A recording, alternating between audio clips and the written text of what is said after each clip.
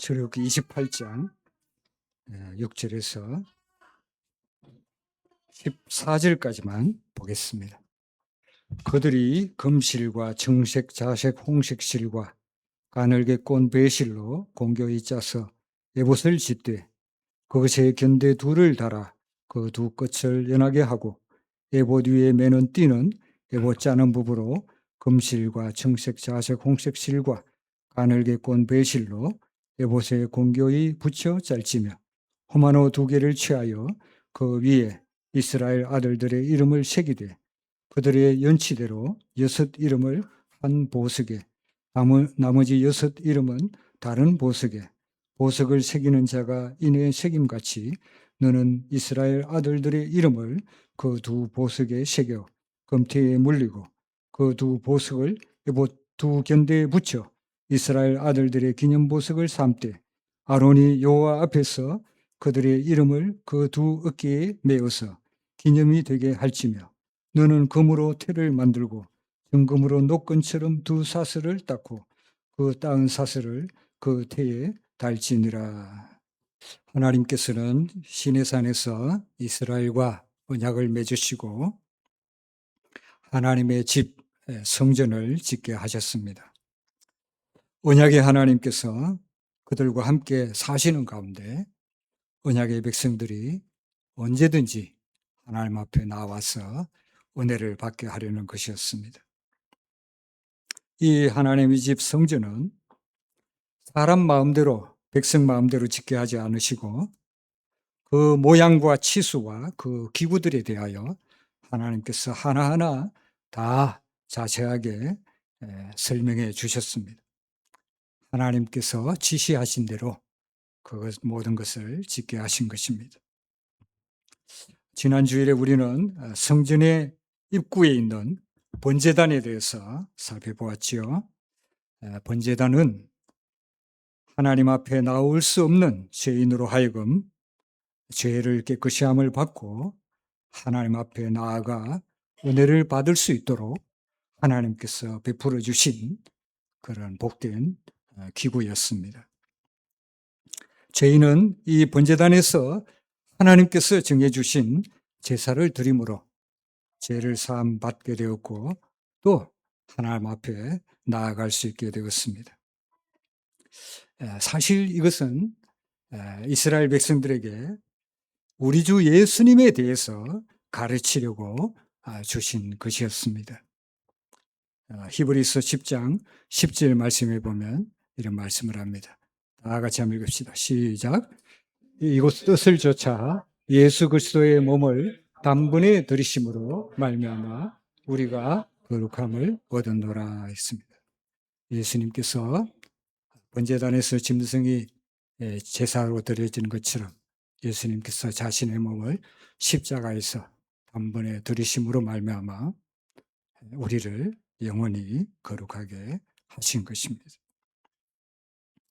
오늘 말씀해 보면 하나님께서 성전의 모양과 기구뿐만 아니라 또 성전에서 섬기는 제사장의 옷에 대해서도 하나하나 다 지시해 주신 것을 보게 됩니다. 그러니까 이 성전에서 제사장들이 섬길 때에 자기 마음대로 옷을 입고 성전에서 섬기는 것이 아니라 하나님께서 말씀하신 옷, 하나님께서 디자인해 주신 그 옷을 그대로 만들어 입고 하나님 앞에 성전에서 섬기게 하였다는 것입니다. 이것은 하나님께서 이 제사장의 옷을 통해서도 이스라엘 백성들에게 하나님의 베푸시는 은혜를 가르쳐 주시려고 하셨다는 것을 나타내는 것입니다. 28장 1절과 2절, 1절과 2절에 보면 하나님께서 아론과 아론의 아들들을 제사장으로 임명하시면서 그들을 제사장으로 섬기도록 임명하시면서 그들에게 옷을 거룩한 옷을 만들어 입혀서 그들을 영화롭고 아름답게 하라고 말씀하십니다. 그러면서 우리가 4절에 보면 제사장이 입어야 할 여러 가지 옷을 말씀하십니다. 제사장이 입어야 할 굿옷부터 심지어 제사장이 입어야 할 속적삼까지 하나님께서는 그것을 다 일일이 말씀하여 주십니다. 우리가 이 옷을 다 살펴보기는 힘들겠고, 그중에 제사장이 가장 겉에 입는 에봇에 대해서 오늘 우리가 잠시 살펴보고자 합니다. 오늘 말씀은 이 대제사장이 입는 에봇에 대해서 지시하시는데, 원래 이 에봇이라고 하는 옷은 대제사장만 입었던 옷은 아니었던 것으로 보입니다. 우리가 사무엘상 2장 18절에 보면 이런 말씀이 있죠. 사무엘이 어렸을 때 세마포 에봇을 입고 요 앞에 섬겼더라, 이렇게 말씀합니다. 또 사무엘하 6장 14절에도 이렇게 말씀하죠. 요 앞에서 힘을 다하여 춤을 추는데 때에 배 에봇을 입었더라, 이렇게 말씀합니다. 누굽니까? 다윗이죠. 다윗이 그 하나님의 언약궤가 예루살렘에 들어올 때 너무나 기뻐서 그 다윗이 그 언약궤 앞에 춤을 췄죠. 그때 다윗이 입었던 옷이 배 에봇이었다, 이렇게 말씀을 합니다. 이러한 말씀들을 보면 이 에봇이라고 하는 것은 하나님을 섬길 때 입는 아마도 특별한 형식의 옷이었던 것 같습니다. 그러니까 사실 대제사장만 아니라 하나님 앞에 섬기는 사람들이 에봇이라고 하는 형식의 옷을 입고 섬겼다는 것입니다. 그런데 이 사무엘이나 또는 다윗은 배로 된 에봇을 입지만 오늘 대제사장에는 그런 일반적인 에봇이 아니라 아주 특별한 형식의 옷을 입게 하였다는 것을 말씀하는 것입니다. 사실 이 에봇의 모양에 대해서 오늘 말씀은 그 모양을 자세히 말씀하시지는 않고 그냥 에봇이라고 하면 이스라엘 백성들이 다 알아듣는 것을 전제하고 그렇게 말씀을 합니다. 그러니까 에봇 하면 이스라엘 백성들이 굳이 설명하지 않아도 알아들었다는 것이죠. 아마도 그것을 보면 그 당시에 에봇이라고 하는 것은 이스라엘 내에서 특별한 형식의 옷이었던 것으로 보입니다. 그런데 사실 이 에봇의 모양이 어떠했을까 참 우리가 궁금한 것인데 우리가 이 모양에 대해서 정확하게 알 수는 없지만 우리가 성경 구절들을 통해서 종합해 보면 가슴부터 종아리 정도까지 오는 긴 치마였던 것으로 보입니다. 다만 어깨가 소매가 있는 것이 아니고 끈으로 어깨끈을 해서 끈으로 걸치게 한 긴 치마였고 또 허리에는 또 띠를 띠게 한 그런 옷이었던 것으로 보입니다. 오늘 하나님께서 바로 이와 같은 모양의 에봇에 대해서 대제사장에 지시하고 있습니다. 그런데 이 에봇에 대해서 지시하는 모든 말씀을 우리가 다 살펴 못하겠고 특별히 세 가지만 우리가 주목해 보기를 원합니다. 먼저 첫 번째로는 하나님께서 이 에봇을 굉장히 화려하게 만들게 하셨다는 것입니다. 여러분 6절을 보기 원합니다. 6절에 보면 그들이 금실과 청색, 자색, 홍색실과 가늘게 꼰 배실로 공교히 짜서 에봇을 쥐대 이렇게 말씀합니다. 그러니까 이 에봇을 짜서 옷감을 짜서 실로 옷감을 짜서 이 에봇을 만들게 되는데 그 실을 어떤 실을 사용했느냐 하면 금, 청색, 자색, 홍색, 가늘게 꼰 배실. 그러니까 아주 이 에봇의 옷감, 에봇을 짰을 때 그 옷감이 상상해 보면 어떻습니까? 굉장히 화려하다는 것을 알 수가 있죠. 말하자면 금빛 찬란한 아주 형형색색의 옷이었다는 것을 우리가 알 수 있게 됩니다.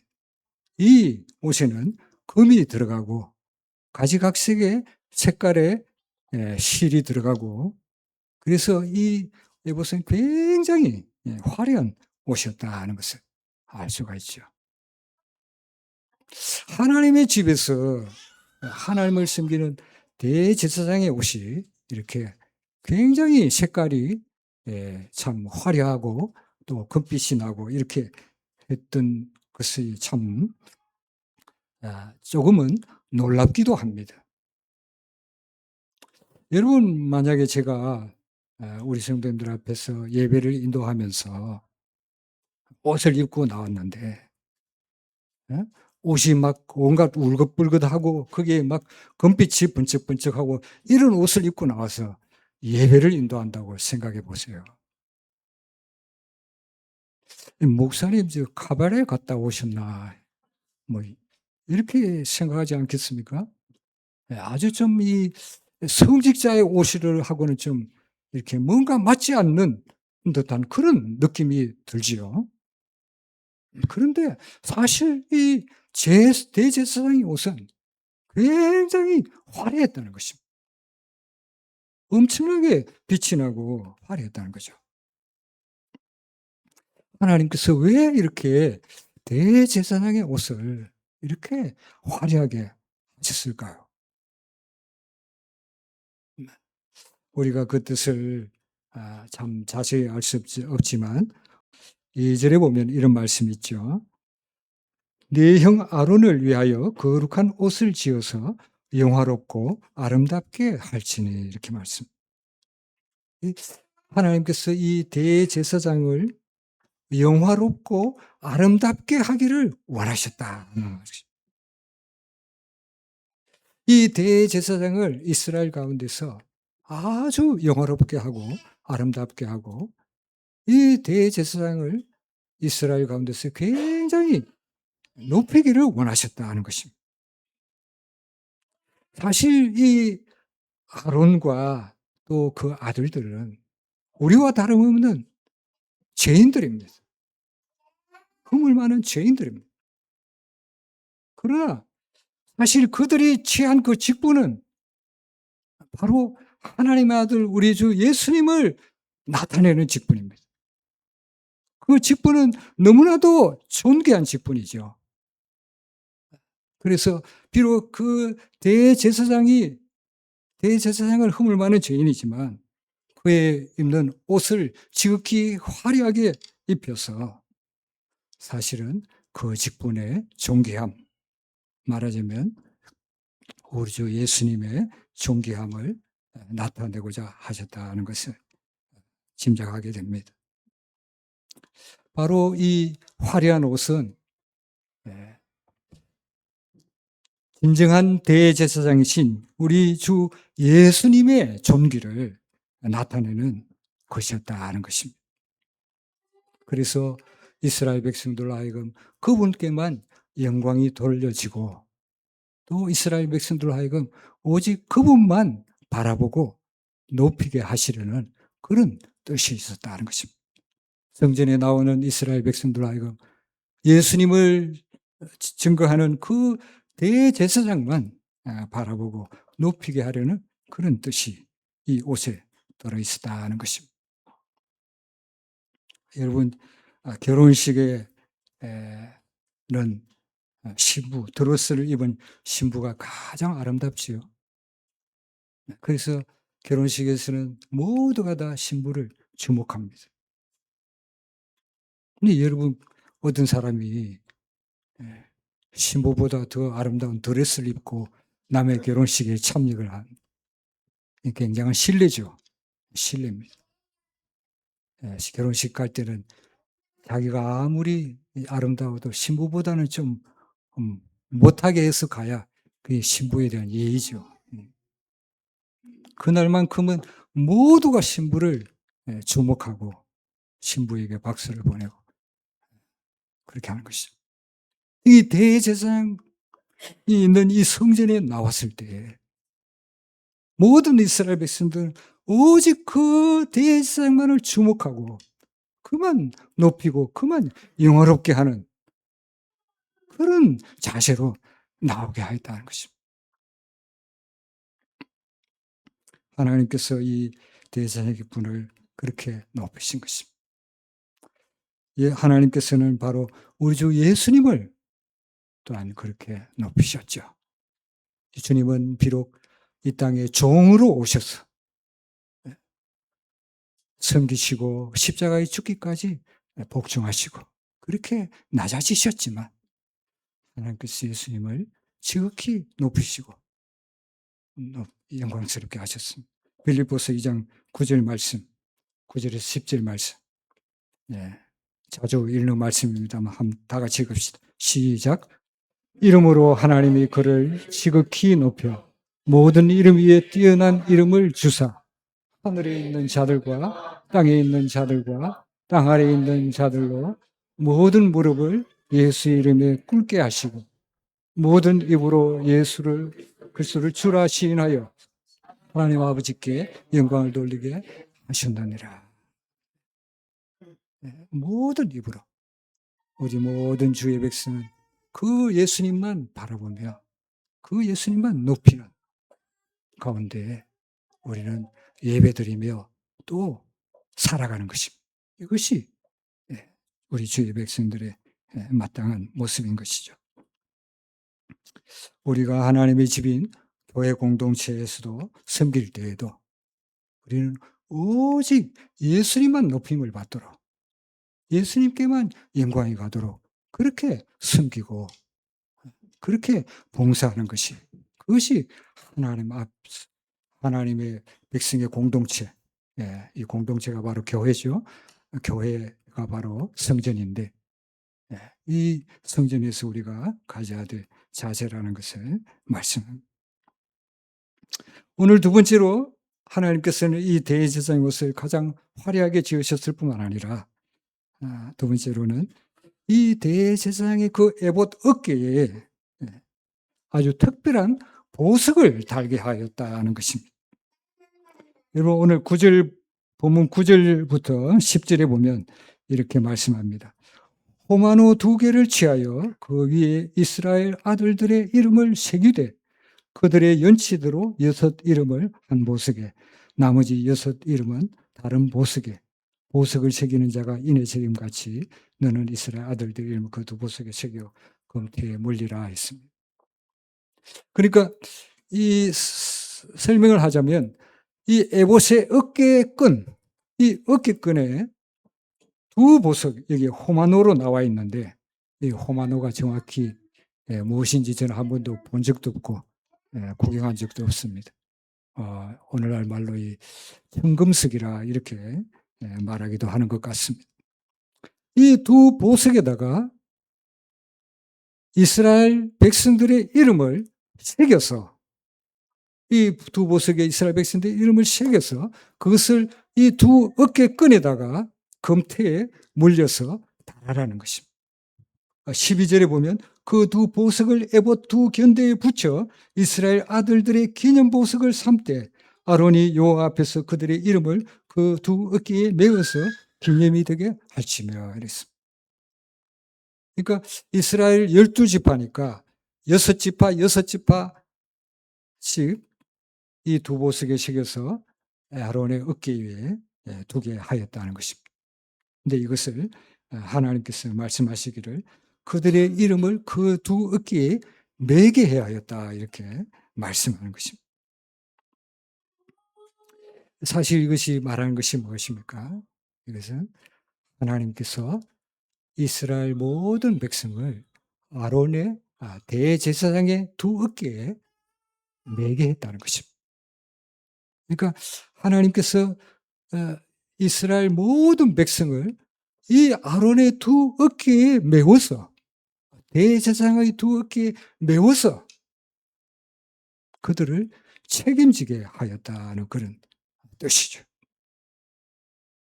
대제사장은 이와 같이 하나님의 백성을 그 2 어깨에 메고 그들을 책임지는 그런 직분이었다는 것을 말입니다. 이것은 곧 무엇을 말하냐면 예수님께서도 우리 택한 하나님의 자녀들을 자신의 어깨에 메시고 예수님께서도 우리 하나님의 자녀들을 책임지시고 구원하시고 돌보신다는 것을 말씀하는 것입니다. 요한복음 6장 37절에 이런 말씀이 있습니다. 다 같이 읽읍시다. 시작. 아버지께서 내게 주시는 자는 다 내게로 올 것이요 내게 오는 자는 내가 결코 내어쫓지 아니하리라. 하나님께서는 우리를 택하셔서 누구에게 맡겼습니까? 예수님께 다 맡기는 것입니다. 아버지께서 내게 주시는 자는 다 내게로 온다는 것은 하나님께서 택하신 백성들은 다 예수님께 맡겨져서 하나님께서 그들을 예수님께 주시고 그들은 그 하나님의 은혜를 받아서 예수님을 믿는 것입니다. 그런데 예수님께서는 그들을 결코 내어쫓지 아니하시고 예수님께 오는 그들을 결코 내어쫓지 아니하시고 하나님 예수님께서는 그들을 책임지고 구원하시고 먹이시고 돌보신다는 것을 말씀합니다. 하나님께서 창세전에 우리를 구원하시기를 작정하셨을 때 우리를 어떻게 구원하시기를 원하셨습니까? 우리를 예수님께 맡겨가지고 예수님이 우리를 책임지고 구원하게 하신 것입니다. 예수님이 우리를 책임지셨어요. 심지어 예수님은 어떻게 하셨습니까? 우리 죄를 다 짊어지고 십자가에 죽기까지 하셨어요. 예수님은 십자가의 죽음으로 우리 모든 죄를 다 책임지고 해결하신 것입니다. 죄값을 다 갚으신 것입니다. 여러분, 우리를 책임지는 분이 누굽니까? 자신입니까? 우리는 자신을 책임질 수 없어요. 주의 은혜를 받은 후에도 그덕그덕 범죄하는 연약한 죄인들입니다. 우리는 스스로를 책임질 수 없는 존재들입니다. 우리는 그래서 우리 자신을 예수님께 맡겨드리는 것입니다. 하나님이 우리를 예수님에게 보내시듯이 그 예수님에게 우리를 맡기십니다. 예수님 바로 이러한 우리들을 더 두껍게 메시고 책임지시는 것입니다. 그래서 요한복음 10장 14절 15절에 말씀하지 않습니다.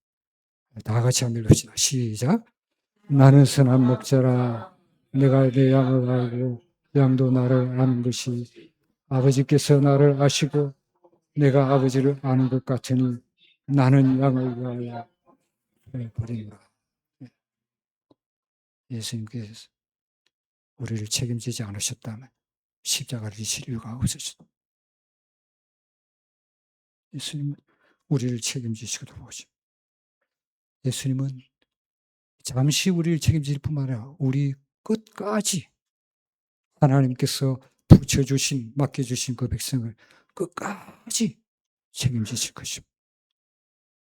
요한복음 10장 28절에 말씀하여 다 같이 읽읍시다. 시작. 내가 저희에게 영생을 주노니 영원히 멸망치 아니할 터이요 또 저희를 내 손에서 빼앗을 자가 없느니라. 네. 주님께서는 영원히 멸망치 않을 것이네. 왜냐하면 주님께서 우리를 책임지고 구원해 가시기 때문에. 주님께서 우리를 끝까지 빼앗기지 않으실 것이기 때문에. 이와 같이 이 대제사장의 옷에서 우리를 책임지시는 예수님을 가르쳐 주시고 계신 것입니다. 그러므로 우리는 어떤 상황 속에서도 우리를 짊어지신 그 예수님을 바라봐야 할 것입니다. 힘들고 어려운 상황 속에서 그냥 방황하지 말고 우리를 책임지신 그 예수님을 바라보고 위로를 얻으며 주님 안에서 그 은혜를 의지하여 살아가는 주의 백성이 되어야 할 것입니다. 마지막으로 하나님께서는 이 에봇에 아주 특별한 부속물을 붙이게 하셨습니다. 바로 판결 흉패라고 하는 것인데요. 오늘 본문을 읽지는 않았지만 우리가 15절부터 마지막 그 15절부터 30절까지 말씀에서 하나님께서 판결 형패라는 것을 이 대제사장의 옷에 붙이게 하신 것을 봅니다. 이 본문이 길고 아주 복잡한데요.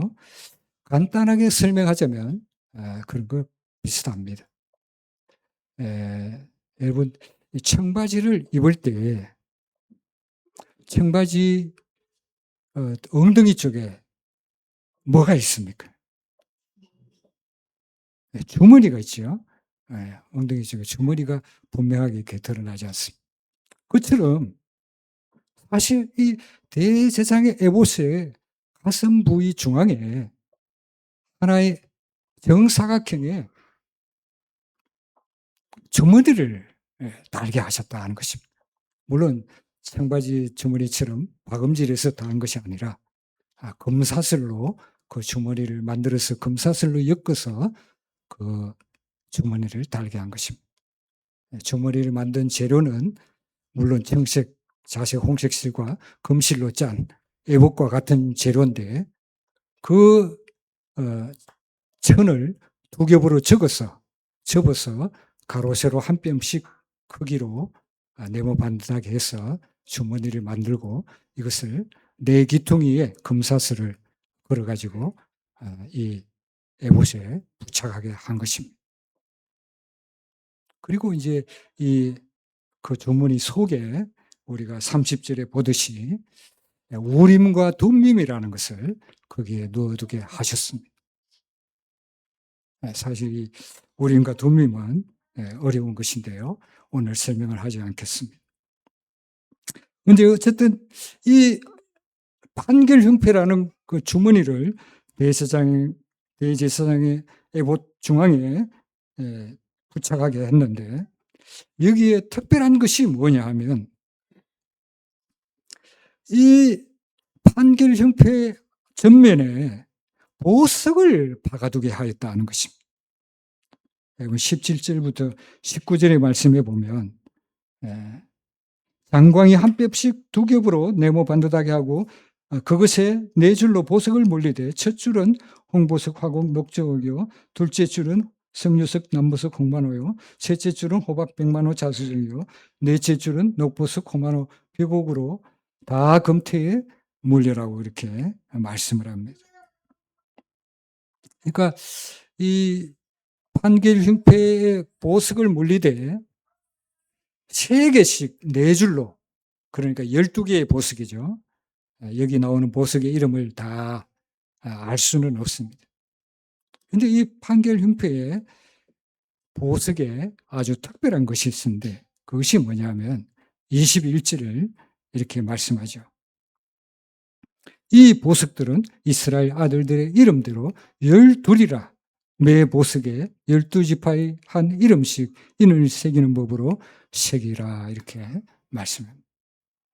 그러니까 이스라엘 12지파가 한 보석에 한 이름씩 새겨져서 이 판결 형패 대제사장의 에봇 끝에 판결 형패에 붙여져 있었다는 것입니다. 하나님께서 왜 이 에봇의 전면에 이 판결 형패를 붙이게 하셨을까요? 그 뜻이 무엇일까요? 사실 이것은 하나님이 보시기 위한 것이었다는 것을 우리가 알 수가 있습니다. 29절에 보면 이렇게 말씀하죠. 아론이 성소에 들어갈 때에는 이스라엘 아들들의 이름을 기록한 이 판결 형패를 가슴에 붙여 여호와 앞에 영원한 기념을 삼을 것이니라. 아론이 이 판결 형패를 통해서 하나님 앞에 나아갈 때 하나님께서는 그것을 통해서 이스라엘 백성들을 보시고 그들을 기억하신다는 거죠. 뿐만 아니라 30절 말씀에 이런 말씀을 합니다. 너는 우림과 둠밈을 판결 형패 안에 넣어 아론으로 여호와 앞에 들어갈 때에 그 가슴 위에 있게 하라. 아론이 여호와 앞에서 이스라엘 자손의 판결을 항상 그 가슴 위에 둘지니라 이렇게 말씀. 하나님의 백성의 이름을 하나님으로 하여금 보게 할 뿐만 아니라 하나님의 백성의 판결을 하나님 앞에 항상 두라는 그런 말씀입니다. 자, 여러분, 이스라엘 자손의 판결을 항상 그 앞에 두라고 하는데 이스라엘 자손의 판결은 무엇일까요? 네, 이것은 사실 이스라엘 자손에 대한 하나님의 판결을 말하는 것입니다. 이스라엘 자손에 대한 하나님의 판결을 항상 이 판결 형편을 통해서 하나님 앞에 가지고 나와서 이스라엘 백성들 하나님으로 하여금 보게 하라는 것입니다. 이스라엘 백성들의 하나님의 판결은 무엇일까요? 이스라엘 백성들을 향한 하나님의 마땅한 판결은 무엇입니까? 무슨 죄로 말미암아 영원히 죽을 수밖에 없는 그런 죄인들이죠. 그러나 하나님께서 그 백성에 대해서 내리는 판결은 무엇입니까? 이스라엘은 마땅히 하나님 앞에서 죄로 멸망할 자들이지만 하나님께서 그 백성에게 내리는 판결은 무엇입니까? 하나님께서는 그 대제사장의 제사와 섬김을 통해서 그들의 죄를 보지 않으시고 그들을 의롭다 하시고 그들을 귀하게 보신다는 것이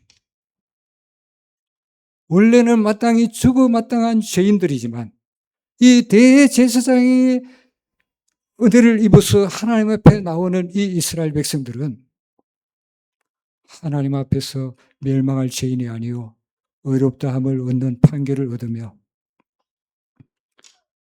보석처럼 존귀한 자로 하나님 앞에 여겨진다는 것을 말씀합니다.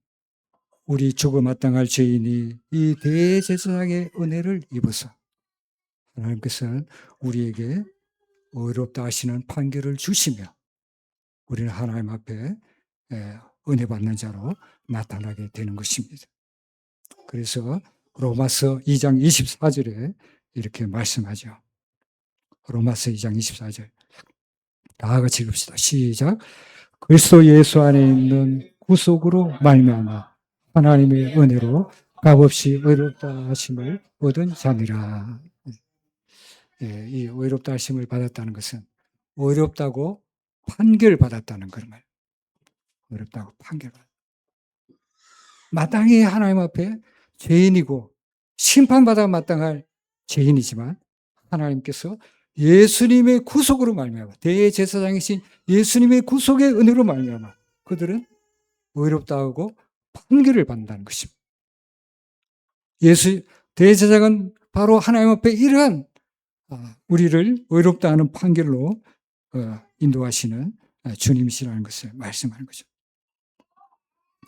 뿐만 아니라 하나님께서 이스라엘 백성들의 이름을 보석에 새긴 것은 무슨 뜻입니까? 보석에 새겼다고 하는 것은 하나님께서 그들을 그리스도 안에서 의롭다 하실 뿐만 아니라 그들을 보석처럼 보신다는 것입니다. 주의 백성들, 그리스도 안에 있는 주의 백성들, 그들을 보석처럼 귀하게 여기신다는 것을 말씀합니다. 예수님을 의지하여 예수님께서 지시는 우리 성도는 하나님 앞에 의롭다함을 받을 뿐만 아니라 하나님 앞에 보배와 같은 그런 존귀한 자들인 것입니다. 우리 성도님들은 이것을 기억할 필요가 있습니다. 우리가 누굽니까? 우리가 누굽니까? 우리가 사실 세상에서는 보잘것없는 그런 존재일 수 있어도 예수님을 믿는 믿음 안에서 하나님 앞에서는 우리는 빛나는 보석과 같은 그런 귀한 그의 백성인 것입니다. 이것이 우리의 진짜 모습인 것입니다. 하나님 앞에서 진짜 모습인 것입니다.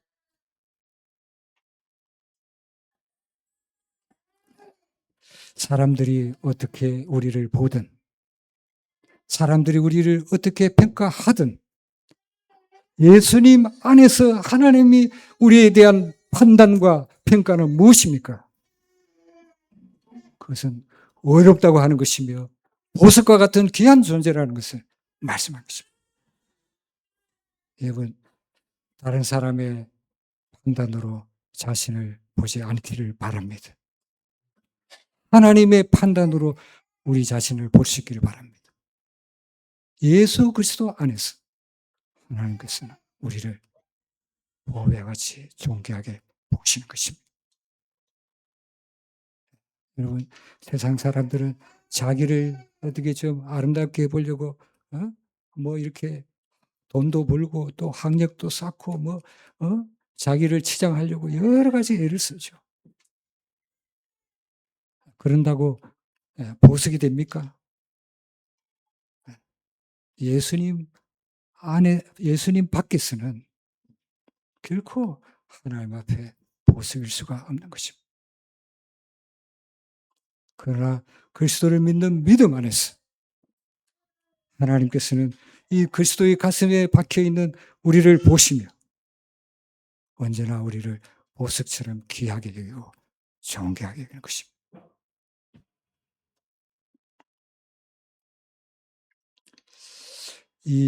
이것이 바로 예수님으로 말미암아서 저와 여러분에게 하나님께서 베풀어 주신 은혜입니다. 은혜. 네. 아무쪼록 우리 모든 성도님들 참 이러한 복된 은혜를 알고 더욱더 예수님을 믿음을 굳게 하고 더욱더 주님을 바라보고 주님을 의지하여서 믿음 안에서 당당하게 살아가는 복된 저와 여러분 다 되시기를 주님의 이름으로 축원합니다.